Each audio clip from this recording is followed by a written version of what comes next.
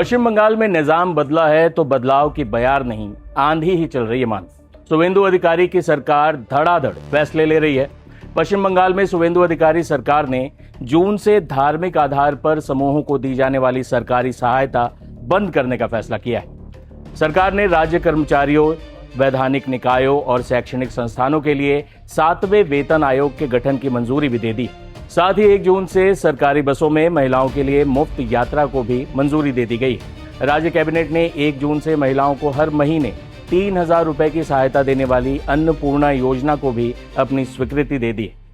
Cabinet बैठक के बाद प्रेस कॉन्फ्रेंस को संबोधित करते हुए मंत्री अग्निमित्रा पॉल ने कहा कि राज्य सरकार ने अपने कर्मचारियों, वैधानिक निकायों, शिक्षा बोर्डों और सरकारी शिक्षण संस्थानों में कार्यरत कर्मचारियों के लिए 7वें वेतन आयोग के गठन को मंजूरी दे दी।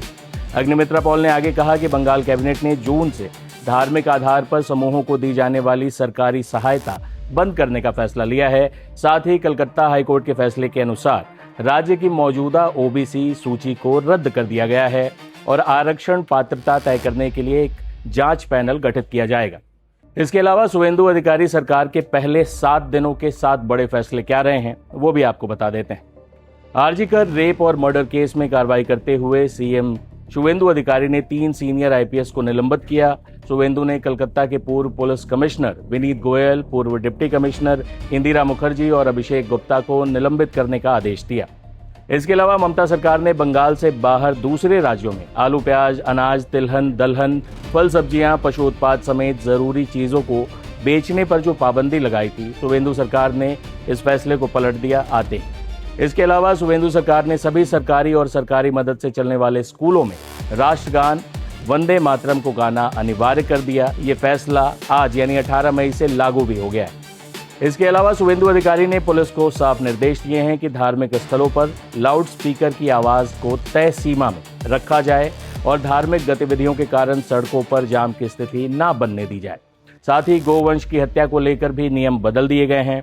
अब कोई भी व्यक्ति अपनी मर्जी से गाय, बैल, भैंस जैसे गोवंश को मार नहीं सकता। इसके लिए पहले सर्टिफिकेट लेना पड़ेगा। एक और बड़ा फैसला करते हुए शुवेंदु सरकार ने ममता सरकार में बीएसएफ को फेंसिंग के लिए जो जमीन नहीं मिल रही थी, बड़ा मुद्दा चुनाव में बना था, अपनी पहली कैबिनेट में ही बीएसएफ को जमीन देने का फैसला भी शुवेंदु सरकार ने लिया था। 45 दिनों के अंदर मियाद भी तय की गई थी कि जमीन मिल जाएगी। एक बड़ा मुद्दा था आयुष्मान योजना का और केंद्र सरकार की तमाम योजनाओं को ममता सरकार ने भारतीय न्याय संहिता बीएनएस लागू नहीं की थी। शुवेंदु सरकार ने बंगाल में इसे लागू कर दिया।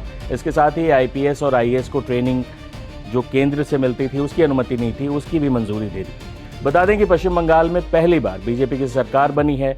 दशकों तक वामपंथ और फिर 1.5 दशक तक ममता बनर्जी के शासन के बाद सूबे में पहली बार शुवेंदु अधिकारी की अगुवाई में प्रचंड बहुमत से बीजेपी की सरकार बनी है, जो लगातार धड़ाधड़ फैसले लिए जा रही है।